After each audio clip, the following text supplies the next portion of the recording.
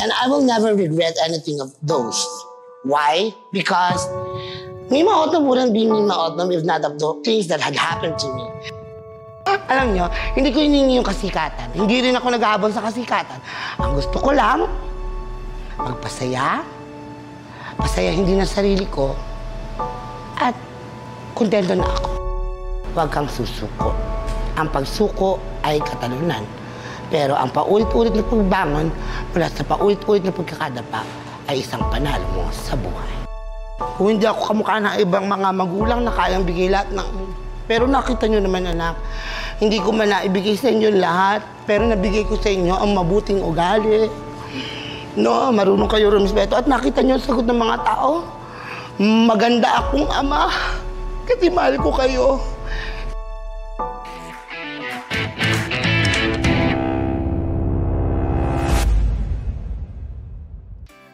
Good morning, good afternoon, good evening to all our viewers from all over the world. We are here again for another episode of iBulgar Mo. What is up mga Bulgar? Today's episode is going to be fun dahil makakasama natin ang isa sa pinakamakulay na personalidad ngayon sa internet. He went viral ng sobrang bilis dahil sa kanyang pananalita at words of wisdom. Mga kabulgar, let's all welcome ang Mima ng bayan at Otlo. Hi there guys! Magandang umaga, tanghali at gabi po sa inyo buong mundo at maging ang universe. Ako nga po nag-iisang Mima ng bayan, Otlum, live here sa iBulgar Mo. Mga kabulgar, handa na ba kayo sa isang balitaktakang nakakaaliw at kapupulutan ng araw? Together with Ma'am Michelle and my direct Tonton. Mima, ang taas ng energy mo. Yes, kailangan yan. Pero una-una, maraming salamat. Alam ko sobrang busy ka. Nakikita ka namin sa internet. Sobrang dami mong endorsements, ang dami mong ginagawa.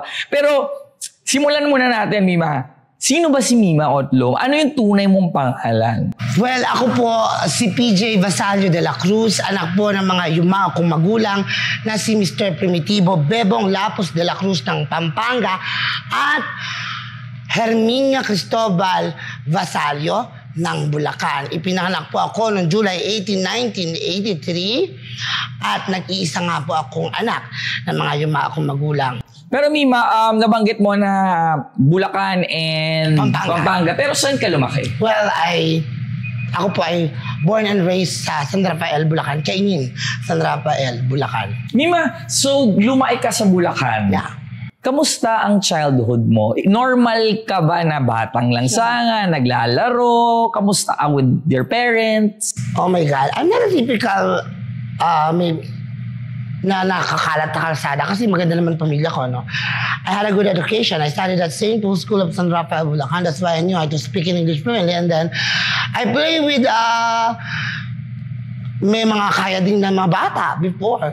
Kaya lang ganito akong balat. Ewan ko magbubukid kung sabihin niyo balat balahurang ano. Sabihin niyo sa akin, all I care. Because I knew where to stand. Ano yung one memory ng pagkabata mo na tingin mo kaya naging strong ngayon? Ano yung pinagdaanan mo na tingin mong nung bata o ganito kaya naging akong successful ngayon dahil ito yun ito yung nung bata kasi ako meron akong pinagdaanan na hindi ko makakalimutan. Okay. Nung pagkabata ako, I just always remember of the colorful years of my childhood. There was never been a time that I got, sadness or think that I would be left behind because I knew the fact that I had this intelligence that God had borrowed me and all of a sudden, blah, blah, blah. Ang nangyari sa akin po, Direk and Ate Michelle, yung kalungkutan ng buhay ko ay nangyari po nung malaki na ako, matanda na ako. Nung part na namatay na si nanay, nagkaroon ako Ilang taon ka nung namatay siya? 20 plus. But I think I was a baby then because nag-iisa anak nga ako. And I was so pampered by my parents. So, ayun, well pampered, love ng parents. So, na baby, na spoiled, baga. Though, even though I'm spoiled by my parents, I knew how to do things. Like, marunong ako maglaba. I knew how to cook. I knew everything because I always watched them doing this. And that my mother is a good cook. Yeah. And so, I had those talents in me, inside me. So, I knew I can survive. Pero naging masaya yung childhood mo? My youth, Naku, napakasaya. Alam mo, Direk, nung kabataan ko, maliligo kami sa baha sa ulan. Yung tatay ko ang pumalo sa akin, sinundo ako, balaba ng sagya. Kaya may takot talaga ang bata noon sa magulang, ma'am. Naliligo kami sa baha, harangan taga, teacher-teacheran. Kaya bata pala ako, nagti-teacher na ho ako eh. Kaya siguro nabalita na teacher ako, pero hindi po ako teacher, ha. Isa po akong Computer Science Information Technology undergraduate ng second year college. Ang galing. So, ang ganda talaga ng pagkabata ko. And bata pa lang ako, alam na ng magulang ko na bakla ako at minahal nila kung ano ako. Tinanggap nila ako. At ang nanay ko, Ma'am Michelle, alam mo, pinilampa ako ng baston kasi nagda-drum and lyre ako nung kabataan ko. And talagang nag-majorate na ako. So tingin mo kaya ganyan ka-colorful kasi tinanggap at sinuportahan ka nung magulang mo lang pagkabata mo? Yes. Alam niyo po ba, mga ka-bulgar, na ang pagtanggap sa isang baklang anak, kung ano siya, ay magbibigay sa kanya ng mas magandang future. Bakit po kanyo? Kung tanggap mo siya, ang bakla po napakaraming talento. At ang talento na yon ang kanyang pagyayamanin para ang kanyang pamilya ay guminhawa.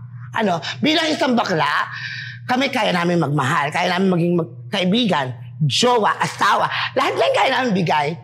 At kung kinakailangan pati lahat sa amin, bibigay namin. So napanood namin sa guesting mo with Corina na may anak ka. Sa mga nakapanood ng Rated K, maaalala niyo po, tingnan niyo kung gaano ka-proud. Totoo naman. Ang dalawa kong anak sa akin, even though I'm a gay. And I'm proud to be gay. And I will never diminish the personality of being gay. Okay. Dinalangin ko kay God, Lord, bigyan niyo po ako mapapangasawa because I know talaga na mag-iisa ako pag namatay ang parents ko. And that is good. Nakikinig ang Diyos sa atin sa lahat ng mga panalangin natin. Basta tao sa puso. And so, tumakbo po akong kagawad ng barangay sa amin. Hindi man ako nanalo. Ang napanalunan ko po, yung misis ko. Yeah. At doon na nga nag-evolve yung story na nagmahal ako ng babae, nakatim ko ng Jen, si Junior. Oh my God. And then, nagbunga kami. Kung hindi nga namatay yung isa, 3 pa, di ba? O di, ang tulis ng lolo mo. Pero, the sad thing is that people were throwing me blah, blah, blah, and stone over my back. What Paolo had said, mapanganay, sabi ng panganay, naiyak ako direct, ate. Kasi nung in-interview silang dalawa, pinalayas ako. Baka siguro sabihin magtuturo ako. No. Wala pong turo yun. At doon ako naiyak. Na sa kabila po ng pagiging kong bakla, sa kabila po ng lahat ng ipinupukol sa akin ng mga taong bayan na hindi naman ako kakilala, hindi po nasayang ang tinuro kong kabutihan, respeto sa mga anak ko. At yun ang dala nila hanggang sa paglaki nila. See? It's true. In the Bible, it says, train up a child the way he used to grow. So when he grow up, he will not depart from it. Hindi masama pong mamalo. Alam nyo, tayong mga magulang ang ating pagtutuwid sa ating mga anak, ang pinakamaganda nating pamana sa ating mga anak. Kasi kung di mo sila tuturuan ng gano'n, ate, kuya, lalaki silang butangero, lalaki silang walang respeto. But I'm so proud. Thank you mga anak. Thank you na hindi nyo kinahiya si tatay nanay nyo. Thank you dahil sa lahat na pinagdadaanan kong hirap sa buhay. Hanggang kayo't mahal na mahal niyo ako. At gayon din naman ako. Patawarin niyo ako mga anak. Kung hindi ako ganun kadami magbigay ng pera. Kung hindi ako kamukha ng ibang mga magulang na kayang bigay lahat ng... Pero nakita nyo naman, anak, hindi ko man naibigay sa inyo lahat, pero nabigay ko sa inyo ang mabuting ugali. No, marunong kayo rumespeto at nakita nyo ang sagot ng mga tao. Maganda akong ama, kasi mahal ko kayo. And it came from my heart. Hindi man ako lalaking lalaki, pakialam ko.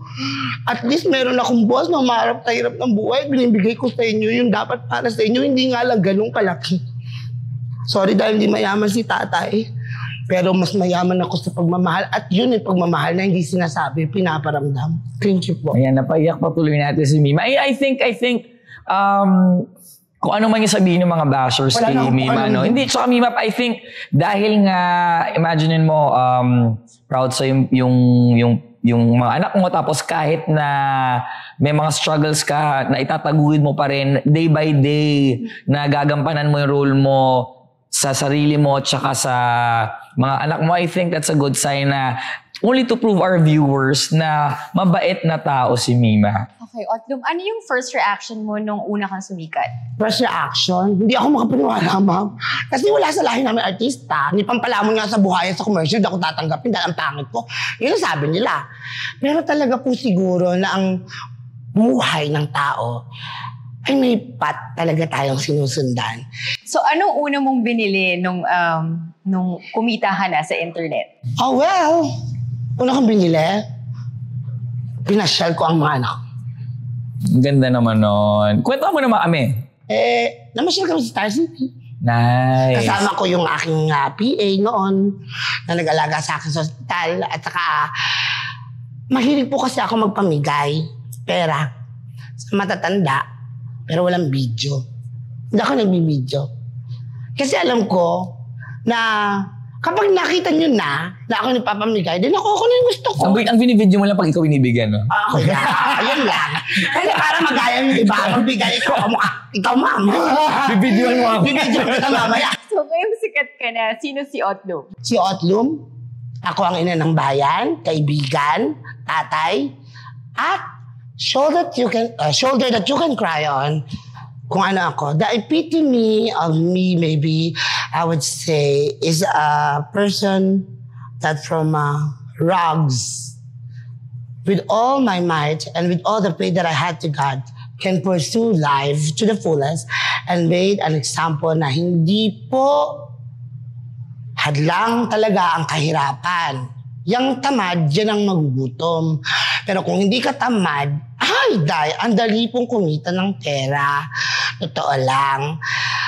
Tanggalin ang katamaran. Huwag tayong mainggit. Makontento kung anong meron ka. At iyan ang totoong kaligayahan. Sinasabi ko sa inyo, 100% mga katambayer sa tambayan ng Mima ng Bayan, mga kabulgaran. Ang taong kontento sa kung anong meron siya at di naghahanap ng kung ano-ano, matutulog ka ng masaya, gigising ka, masaya, gumaganda ang paligid. Ganun lang ang sikreto ko. Bakit ako? Hanggang ngayon, may stay put. Okay, so bakit sa tingin mo marami kang supporters, viewers, saka maraming tumutulong sa iyong tao? Yes! I really don't know what to say. Maybe because they see na, this guy is worth it. This guy, despite of his flaws, is worth it of our help because we can see a brighter future ahead of him. So, sa tingin mo ba dapat kang tularan o maging inspirasyon ng mga tao? Aba, kung ako po ang tatanungin niyo sa sarili ko, hindi po ako marunong mag-angat ng bangko. Napakasakit namang sabihin yata sa ibang mga makakarinig kung dapat akong tularan, gayong meron po ako negativity na nagawa. Nasa sa inyo yun. Ang lahat ng halimbawa na aking ginagawa sa social media, pulutin nyo ang mabuti at yun ang inyong kunin. Ang masama, iwaksi. Mas mainam na ang hindi ako magtaas na sarili kong bangko, ma'am. So, yun ang golden rule. Not to uplift yourself in front of many people, but just make the people uplift you because of your good deeds. Okay, so di ba madami kang supporters saka marami ka ring bashers. Anong masasabi mo sa pagkakataon na may nagawa kang pagkakamali? All the things that's been happening or had happened to my life is just a part of me. And I will never regret anything of those. Why? Because Mima Otlum wouldn't be Mima Otlum if not of those things that had happened to me. So I'm proud of myself. I will never regret anything of that. And what would I say? Kaya ako sumikat, maybe this is my path. This is the reality of life na meron ka talagang pupuntahan sa buhay mo. Hindi ko hiniling to. Hindi ko hiniling yung kasikatan. Hindi rin ako nag-aabol sa kasikatan. Ang gusto ko lang, magpasaya, pasayahin din ang sarili ko, at kontento na ako. So, Otlum, sa sobrang dami ng pinagdaanan mo, anong lessons ang natutunan mo? Lessons? Na gusto mo rin marinig ng mga viewers para i-apply din nila sa buhay nila. Application of what had happened to me to your life maybe would be the best thing to do. Why? Madami po tayo mga kababayan na sa kaunting hirap sumusuko na. Marami tayong mga kababayan na Porky ganito, nakagawa ng masama, akala nyo hindi makakalis doon. Hello, tandaan niyo po ito. Itong kasabihin ito ay angkop po para sa ating lahat. May isang tiklis na kamatis. Totoo na kapag nahaluan nyo ng isang bulok, mabubulok lahat ng nasa tiklis. Ikaw, hindi ka kamatis. Kahit isama ka sa 10,000 bulok, kung pipiliin mong mabulok, mabubulok ka. Pero hindi, tao ka. Alam mo ang tama't mabuti. Umalis ka buhat sa tiklis at hanapin ang ikabubuti ng iyong buhay. Huwag kang susuko. Ang pagsuko ay katalunan. Pero ang paulit-ulit na pagbangon mula sa paulit-ulit na pagkakadapa ay isang panalo mo sa buhay. Otlum, any advice sa mga gustong mga sumikat tulad mo? Kasi ngayon, di ba, parang yung mga tao iniisip, ito na yung way, ticket to success, ticket to pag sumikat. Ano yung advice mo na, syempre iba parang ginagawa lahat para lang sumikat. Ano yung advice mo? Doon ako nalulungkot, ano? Sa mga kabataan ngayon, masyado kayo mapusok. Magugubad ka na halos para sumikat ka na. Alam mo sa TikTok, nakikita ko yung mga pabakat-bakat ninyo, kababuyan. Tapos gusto niyo mag-ano na kayo may social lang, ganun lang, no? Huwag niyo ibaba ang sarili niyo para sa kasikatan. Tandaan niyo ito, mga anak. Kung hindi para sa'yo, hindi yan bubukol. Kahit anong gawin mo, araw-gabi. Kung hindi ka para doon, hindi ka para doon. Huwag mong pagpumilitan. Ako nga, hindi ko na dito eh. Pero biglang napunta sa akin. Dahil ito, yung regalo ni God para sa akin. Hanapin mo ang talento mo sa sarili mo. Kasi para lang yun nag-apply ka ng trabaho. Kung mix-match ka doon sa trabaho na in-applyan mo, hindi ka para doon, hindi ka talaga matatanggap doon. Dahil wala kang alam doon. Pero kung iyon ang pinag-aralan mo, iyon ang dinalubhasa mo, doon ka para doon. Ano? Pero samahan nyo din ng panalangin, guys. Kasi hindi naman yan nakukuha sa isang... Diyos ko, ako para maging mima ng bayan. Diyos ko, takot ako sa pinagdaanan ko. Ano? Para maging icon ako dyan sa social media. Aba, baka kung ikaw yung ako, baka tumalong ka na lang dyan sa Baywalk dahil sa hirap na pinagdaanan, no? Pero, mga anak, ang bawat isa may pangarap. Gawin ang lahat ng iyong makakaya para abutin ang pangarap na iyon. Pero kung anak, sa tingin mo hindi ito yung way at path na para sa iyo, just be think. Pause. Pray. Ask God, Lord, what is my purpose in life? Why do you give me this life? For what? Makipag-usap ka sa Kanya. Heart to heart. Nakikinig ang Diyos. Alam niya kung anong bibigay at makakabuti sa iyo. Walang pangarap si God na pangit para sa anak niya. Para ikaw natural di ba? Hindi mo pinilit Biglang... Diyos ko, nakikilala ko ng mga tao. Pakala ko sa mga tao to, di ba? Dito ako napunta Dito ako sapat na to. So sila yung para sa akin dahil sila ang nasa entertainment industry. Ganun lang. Be simple. Be who you are. And let God lead you to a greater path para sa iyo.